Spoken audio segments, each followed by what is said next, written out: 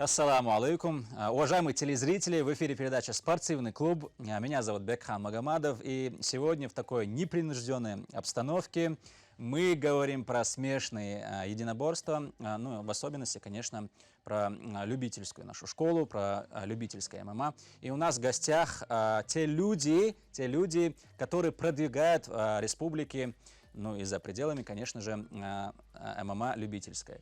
В первую очередь хочется представить президента Федерации Майырбека Албастова. Майырбек, что ж, дорогі маштовал, салам алейкум.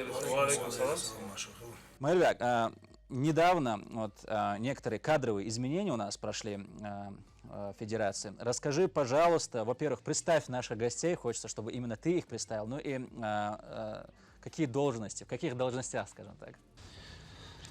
Приветствую всех телезрителей, наших подписчиков. Бекхан, спасибо вам тоже в первую очередь большое, то, что пригласили нас сюда.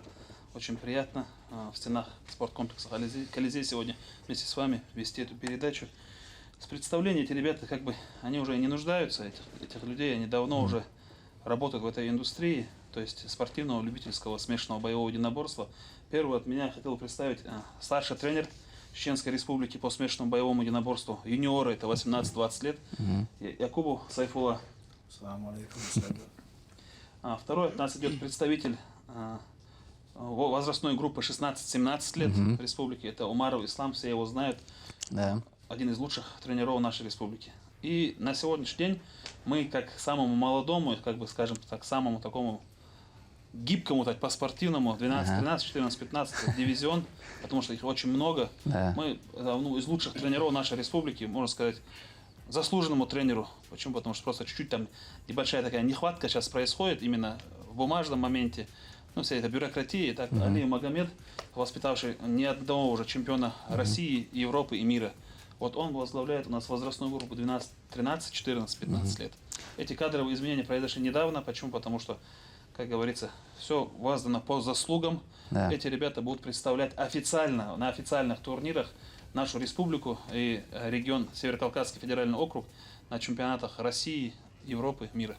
Магомед, сразу к тебе вопрос. Почему самую сложную задачу тебе дали?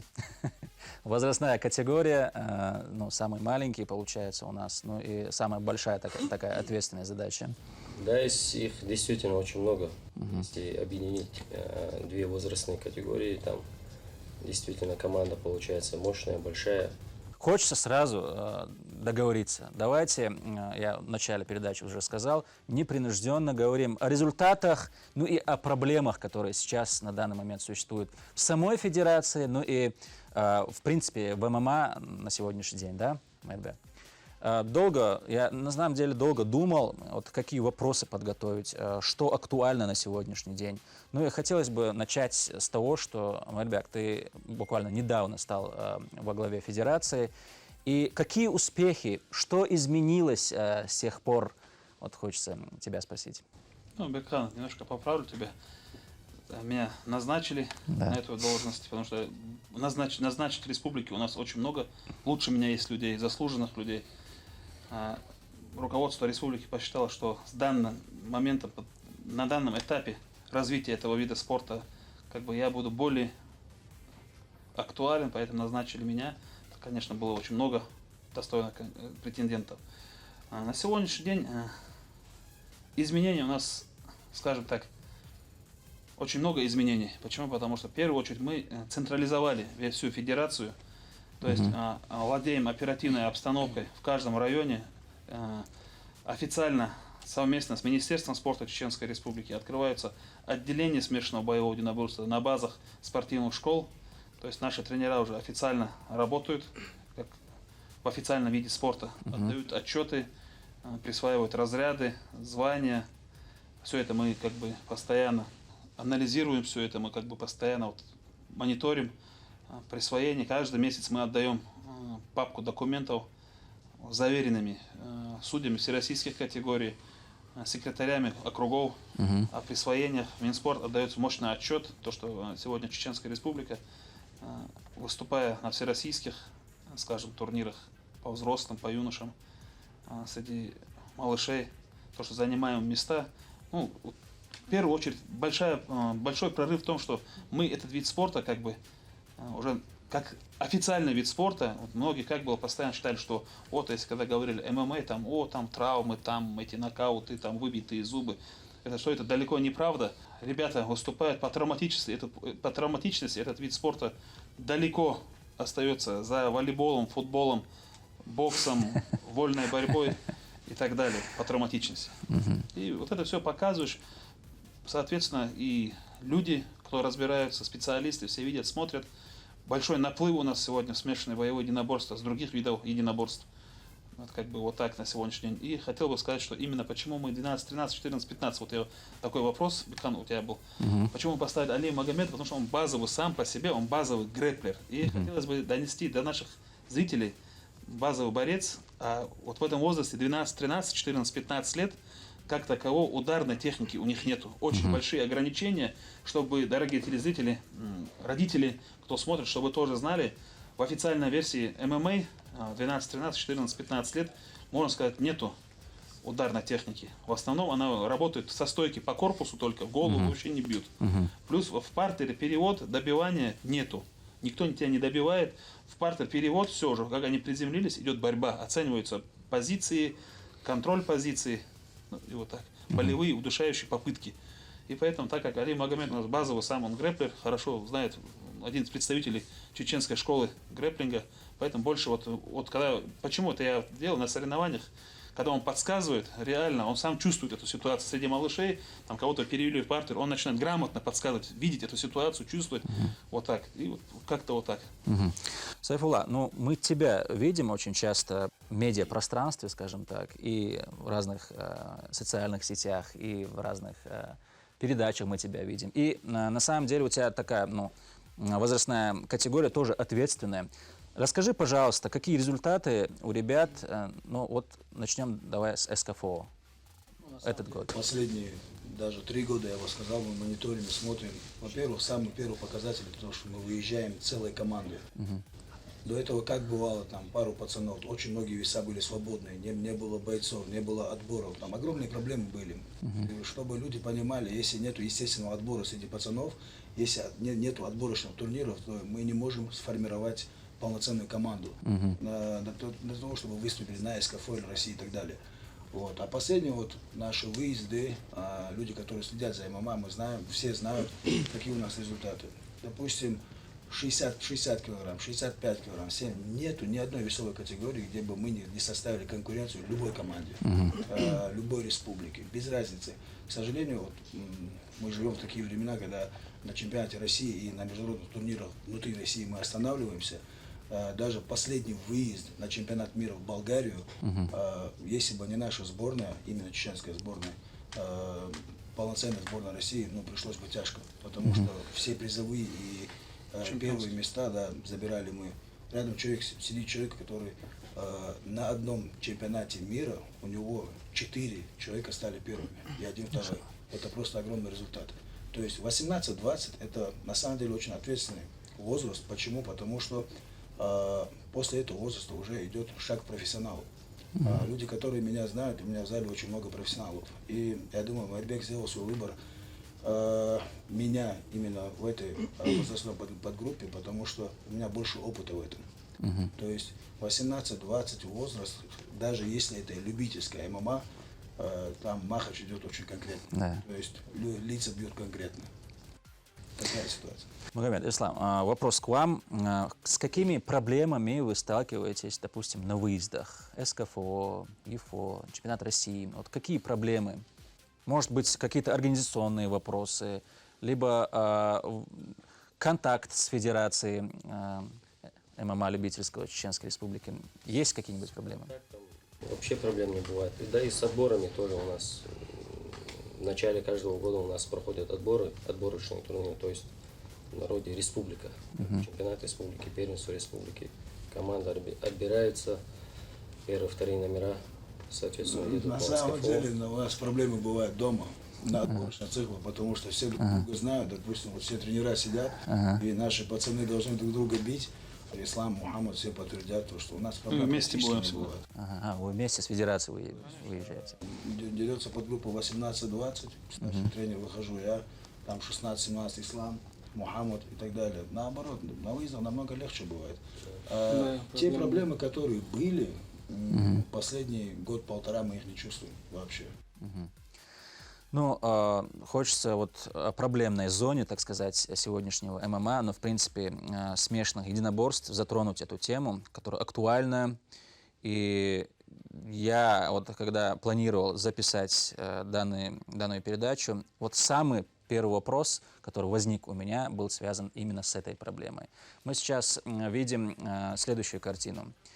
Есть очень много так называемых в кавычках федераций, организаций, которые проводят турниры по смешанным единоборствам, называют их как они захотят. Ну и главная их цель похайпиться, как мы сейчас говорим. Но это, я считаю, что это такая большая проблема на сегодняшний день. Мне бы хотелось узнать, может быть, я ошибаюсь, хотелось бы узнать, так сказать, ваше мнение. Маленькую поправку, ты имеется в виду ПОП ММА или же неофициальные организации? Давайте начнем с неофициальных организаций. Я думаю, вот эти хайп ММА – это отдельная такая тема, наверное. На сегодня этот вопрос уже такой схожий на нет. Почему? Потому что, во-первых, у нас есть договоренность с Министерством спорта Чеченской Республики. Не в курсе этой проблемы. Сегодня у нас в республике очень много людей, которые никакого отношения не имеют сегодня к этому виду спорта. Они его не продвигают ни за пределами нашей республики. Тупо заняты зарабатыванием каких-то финансовых средств. И опять же, мы этих ребят знаем, мы с ними общаемся, они некоторые наши товарищи, мы им всегда как говорим: ребят, мы ваш хлеб не хотим забирать, мы вам помехи тоже не устраиваем, просто какие-то мероприятия, когда вы проводите, согласовывайте с федерацией. Почему? Потому что сегодня хотят они или не хотят, вот эти написано 3 буквы ММА, то есть Mixed Martial Arts, смешанные боевые единоборства. За все моменты в этой республике спрос идет в первую очередь с федерации, с руководства федерации. И мы от них невозможного тоже не требуем, Бекан. И мы говорим: так, подходи к нам, ты проводишь турнир, да, как тебя зовут? Салман. Салман, мы очень рады, что ты как бы пропагандируешь этот вид спорта у нас в республике. У нас будет несколько вопросов, на которые, если ты ответишь, на которые, если ты как бы поставишь определенные такие вот эти моменты, мы абсолютно тебе не мешаем. Работай, мы будем сами приезжать, поддерживать эти турниры. Просто несколько пунктов. То есть сегодня в ролике закидывают мне, вот как президенту федерации, потому что Минспорта скидывают картинки, на которых рефери, например, в руках со шлангом или с телефоном, или у него вот эта какая-то сумка вот здесь, сумка какой-то дорожный он. Потом дети вокруг восьмиугольного ринга собрались, кричат, орут, никакого порядка нету. Это мероприятие спортивное, в первую очередь, это большое скопление людей. В обязательном порядке администрация энного, любого, по территориальности, администрация должна быть в курсе происходящего. Администрация бывает не в курсе. Потом сотрудники полиции, сотрудники правопорядка не бывают на своих местах. И проводят такие какие-то бойцовские вечера, от которых просто нам лишний раз от Министерства спорта прилетает и дискредитирует полностью федерацию эти люди. Там подрались, там где-то рассечение сделали, не по правилам как таково. Почему? Потому что на этих турнирах не бывает наших судей. У нас вот есть грамотный, один из лучших судей ВКСников в России, это Ахмед Баялевич Байсултанов. Хотел бы сказать ему, тоже пользуясь случаем, поблагодарить его за его работу, за работу его судейской бригады.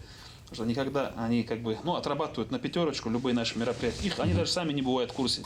Я говорю, как, вот ты проводишь Сайфулла турнир, он может по нашему регламенту проводить мероприятия своей возрастной категории. То есть выявлять лучших спортсменов, делать прикидки на 18-20. Это тоже такой дивизион, который выступают на мастерских, всероссийских турнирах, отборы дома. Кого посчитает нужным, он может поставить, кого он посчитает, может убрать, подойти со мной и согласовать на местах. Понимаете? И проводя эти турниры, он должен соблюдать несколько пунктов. То есть это медицина. Почему? Потому что от своевременной медицины, оказанной медицинской помощи, зависит здоровье спортсмена. Должны присутствовать на турнире судейская бригада, судьи должны быть лицензированы все, то есть должны быть профессионалы. Рефери, например, наш тренер нашей сборной Магомед Алиев, он и официальный рефери, судья он этих мероприятий, он знает, когда лучше остановить бой, когда там разные звуки издают, там хруст бывает, хрип бывает, крик бывает. Почему? Потому что лицензированные судьи, с них и спрос бывает. Да. А когда парень пришел, он ушел на второй день, я вообще ничего не знаю, что за турнир, мы никак не можем с ним как бы найти никакой контакт, это все как-то проваливается у нас. Поэтому вот эти ребята, кто у нас проводит эти турниры, мы сейчас потихоньку начинали по-хорошему с ними, скажем так, общаться, да? Хотели как бы к себе подтянуть их, показать им, что вот мы то, что делаем, вот делайте так же, как и мы, и никаких проблем, мы только за, пускай в республике, как бы там в районах, там, тут проводят эти турниры, мероприятия, никаких проблем. Но раз у нас не получается, мы сейчас будем писать официальные письма в администрации этих районов, в прокуратуру и как бы на таком уже, скажем так, в юридическом поле как бы закрывать эти все организации. Сразу, Марбек, возникает вопрос, наверное, он адресован к Магомеду. Вот, Магомед, вот разница между судьей, у которого есть лицензия, и нет у человека лицензии. Вот какая разница? Объясни, пожалуйста, нашим зрителям. Ну, тут разница большая, колоссальная разница. Там много разных ситуаций.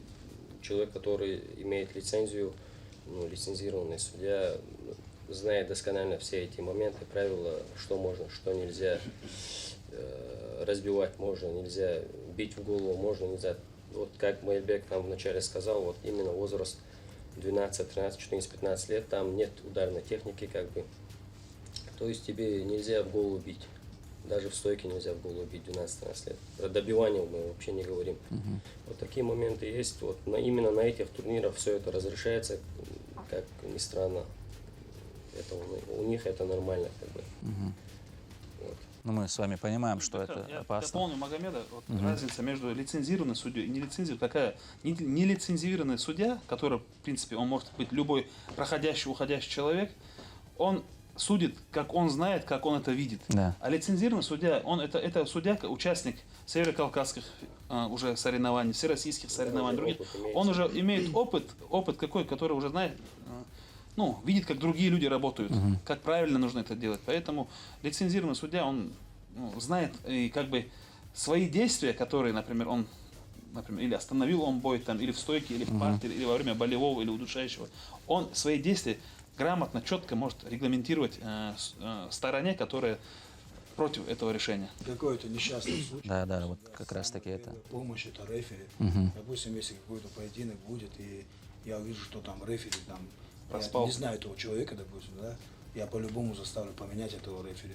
Любой тренер, если он чуть-чуть думающий, размышляющий человек, если его ребенок дерется, и человек, который не разбирается в этом, человек, у которого нет опыта, он не разрешит поединок в любом случае, потому что первая помощь исходит от этого человека. И мы понимаем, что может человек покалечить своим незнанием. Всех бойцам это рефери. Да. Капы вытащить вовремя и так далее. Другие Бывали моменты. случаи, когда просто тупо не успел остановить. Там очень много уснул, вырубили, много случаев. Я своими глазами эти вещи видел.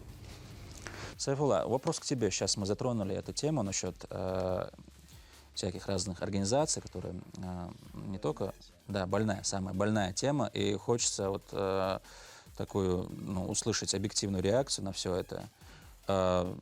Люди, которые официально, люди, которые занимаются этим, от них, я думаю, самая здоровая реакция будет. Сайфулла, есть разные организации, в которых выступают и чеченские бойцы. Что ты скажешь на этот счет? Ты считаешь это правильно, считаешь нет? Вообще твое мнение хочется узнать. Я скажу, что в любом случае, в каждом вопросе категоричность, надо опасаться таких вещей. Нельзя быть категорично против, и никогда нельзя говорить, что нет, надо держаться этого курса и придерживаться этого. Никакие просмотры, никакие лайки, никакой хайп тебя не сделает спортсменом, если ты не тренируешься должным образом. Единственное, что я попросил бы, мое мнение, то, что я попрошу там не участвовать в этом, что-то другое скажу. Ничего не поменяет. Единственное, чтобы я попросил бы и сделал бы какой посыл нашим чеченским бойцам, чтобы они знали, откуда у них происхождение, чтобы они знали, что за ними следят старшие. Что это в любом случае, где бы он ни выступал, вот эта молодежь, это сегодня в моде. Молодежь наблюдает за этими пацанами. И где бы ты ни участвовал, где бы ты ни был, где бы ты ни бился, ты можешь показать правильный пример. Но есть одно но. Я веду свою рода деятельность, я наблюдаю за всем этим, я смотрю, я трачу свое время на это, потому что там мои земляки дерутся, мои знакомые дерутся, очень много. Ну, алхамдулилlah, тех, кого мы знаем, мы их ведем, говорим, исправляем, кого надо домой приводим домой и так далее. Я бы попросил наших бойцов, дерутся не на хайпе, дерутся не в хардкоре, в разных организациях, тренируйтесь должным образом, отдавайтесь спорту. Если вы уже выбрали это направление, если вы разговариваете так, слова отвечать по-любому. Да. И по-любому не будет такого хейта в сторону наших бойцов, если они не будут уставать, если не будут выигрывать. Есть очень много примеров с нашей республики. Амир Алиев возьмем. Парень, профессионал своего дела, дерется в хардкоре. Сейчас он, небольшой секрет открою, выиграл следующий бой у него за пояс. Пояс, который проиграл чеченец. Вот, дагестанец, по-моему, держит пояс. Он будет драться. Я 99,9% уверен, что парень выиграет. Знаешь почему? Потому что не было 10 утра, завтра борц, я пришел на работу, он уже был в зале. Ему надо. Вот. Ну да, ну насчет выступлений это отдельная тема. Насчет того, что они там говорят и как они нас представляют, это другой вопрос. Ислам, вот к тебе вот такой же вопрос получается у нас. Как твое мнение хотелось бы узнать? Ну, главное, где бы они ни были, чтобы четко представляли, то есть, ну, чтобы бойцы не затрагивали, как бы, Честь, да? честь, не задевали друг друга честь, не забывали, кто они есть на самом деле. Вот, это их портит в некоторых моментах. Там, ну, среди них много есть таких, которые вообще в спорте ничего не добились, и сразу, как начинают хайпить, короче, друг друга что-то наговаривать, и все, ты в хайпе, ты все в этой сфере. Дал бы совет молодым, чтобы они достойно вели себя, если они именно в этих организациях находятся. Ну, я прям чувствую, Марбек, ты хочешь сказать свое слово, и я думаю, лучше всех ты скажешь. Скажи. Что говорю, вот на сегодняшний день, вот как Ислам сказал, даже спортсмены, которые у нас сегодня республику СКФО, например, призовые места не занимали, когда выходят на эту медиаплощадку, я больше скажу, чем спорт, это медиаплощадка. И сегодня, к сожалению, некоторых наших ребят, вот сейчас я не хочу там на камеру говорить там умные слова, просто многих сегодня даже вот этот трэш-ток, который они устраивают, да, их устраивают только ради того, чтобы они были обсуждаемы, были на слуху, что им там пишут, их вот эти хейтеры, другие, это все сказывается на нас. Почему? Потому что люди, которые, например, тоже далеки от спорта, во многом они считают, что вот эти представители нашей республики, нашей национальности, что мы все такие. Понимаете, вот что мы там вести себя не можем. На самом деле, вот сейчас был на президиуме Союза ММА России, где президент Федерации ММА Федор Владимирович Емельяненко отметил работу Федерации и сказал, что вот действительно сегодня, вот, представляя Чеченскую Республику, Северокавказский округ, вот, все спортсмены наши, мастера спорта, международники, вот, очень скромные, достойные ребята. Это люди, которые представляют республику, страну на международных, поднимают и чеченский флаг, и российский триколор. Как и вся планета, впереди планеты все ребята, но ведут себя спокойно, достойно, и это им также не мешает быть на слуху. Также вот насчет вот этого второй стороны медали, я попросил бы просто, вот они все, как мои коллеги, все также, наверное, согласятся со мной, ну, чуть-чуть быть объективнее, адекватнее в своих словах, в своих вот этих... Проходит спортсмен, столько у них вот этот трэш-ток идет, там он сказал что-то, тот сказал что-то, тот сказал. Выходит в первом раунде, если он падает, ну, это как бы потом негативно сказывается, скажем так, о всей нашей республике. Согласен. Многие... Согласен, скажи. Что Майрбек сказал, если на чеченском одна скажу. Ой, ночи, ша олак, да, сюда эмаларинду, шик олак, да, и лардайтнанду. Да, ночи, бейш, да, смотришь, галор, да, сон, шейк олак лардайт, да, шаш олак лардайт. Аю кайчуэлля. Шик олак. Если кайчуэллак, хай баганду олак диез, хайк олак лардайт диез. Сонда ела, чолару ешмет кюез. Кто-то, когда эта камера на тебя смотрит, справляется с этим. Кто-то не справляется, кто-то с известностью справляется, кто-то не справляется. Поэтому за языком чеченцы всегда следили. Тем более много молодых сейчас следят за ними, Да. видят это. Берут пример с некоторых. Да. Очень многие берут пример. Я просто стал свидетелем всего этого. Вот подбегает два пацана, они тему обсуждают, потом играются, дерутся и обсуждают этих спортсменов. У нас, конечно же, есть с кого брать пример, да?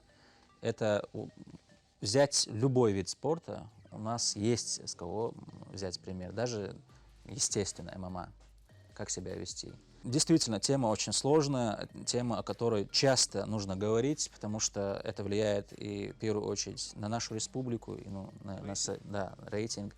А что мы можем, ребят, предложить молодым ребятам? Вот они, да, там известность, да, они смотрят на это, им все это нравится, там большие деньги, да. Наверное, сложный вопрос.